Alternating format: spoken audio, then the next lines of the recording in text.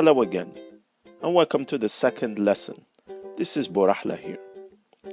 In this lesson, we are going to use a new metaphor called language is football. You are going to imagine that I am the famous football player Maradona talking to you. Are you ready? Let's go. Hi, my name is Maradona, and I'm excited to teach you how to play football. Are you excited? Of course you are. I am Maradona. Let me just explain a little bit about how we are going to learn in my class. First of all, I've written a new book called How to Play Football Like Maradona. I've divided the class into 10 different sections that correspond with the 10 different chapters of my book.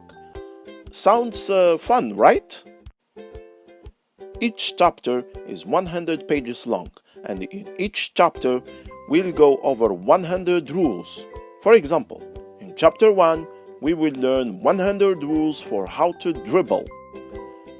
In chapter 2, 100 rules for how to shoot. And in chapter 3, 100 rules for bounce and chest passes. My personal favorite, chapter 10, 100 rules for how to do a bicycle kick.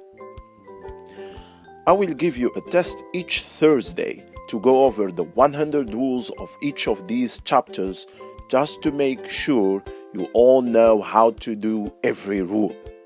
If you study hard, and I know you will get a 19 or a 20 on each test, and by the end of the course, you will be able to play football just like me, right? What? You don't think so? Why not?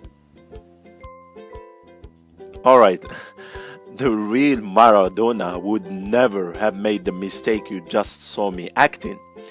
He knows, as I am sure is clear by the level of his play, by his excellent skills, that he didn't just memorize a bunch of rules. What do you need to become a great football player? Certainly you need the coaching, and there is no doubt you want to master the rules of the game. But the word that probably came to your mind by watching fake Maradona is the word practice. And when you think of practice in a language classroom, you are starting to gain some perspective, some insight on what we mean by acquisition. Acquisition refers to the ability to put into practice, the ability to interact with others in a real language environment in order to convey meaning and ideas that will be useful to communicate information. After all, that's what language is for. While test-taking and learning in a focused mode can be useful for language learning, it simply isn't enough. In fact, many people have taken years of language classes without ever really acquiring the language. A friend of mine who is a Mexican-American living in America took Spanish classes for 7 years when he was at school, in an effort to try to connect with his Mexican heritage. He really wanted to learn Spanish to speak to his grandparents in Mexico. He studied hard. In fact, he got 20s and 90s in every class he took. As an expert in teaching languages now, he is embarrassed to admit that while taking those Spanish classes, he never considered his mother, a native Spanish speaker, and his father, a Spanish teacher, as resources to practice what he had learned in class. In fact, he never connected the class as a place where he learned anything that connected to the real world.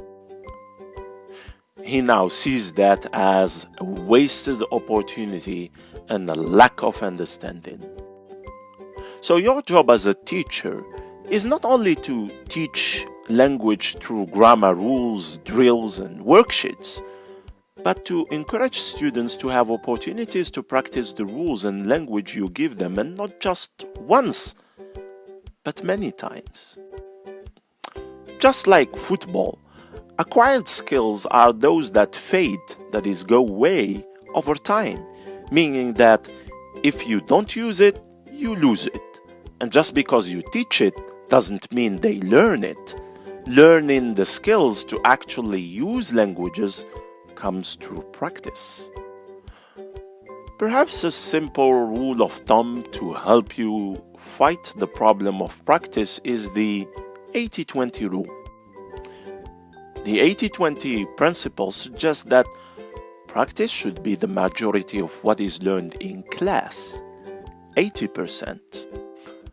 Whereas 20% of the time, you can flip to that zoom lens mode, provide instructions and details that will allow them to focus in on things they have not yet noticed or seen. In this way, you can certainly see that language is football, and you are the coach. Yet another metaphor to store away and help you understand some of the fundamental principles in teaching and learning English. In the next lesson, inshallah, we'll help guide you to see some of the best ways to engage students in deliberate practice. Thanks for listening, and talk to you soon.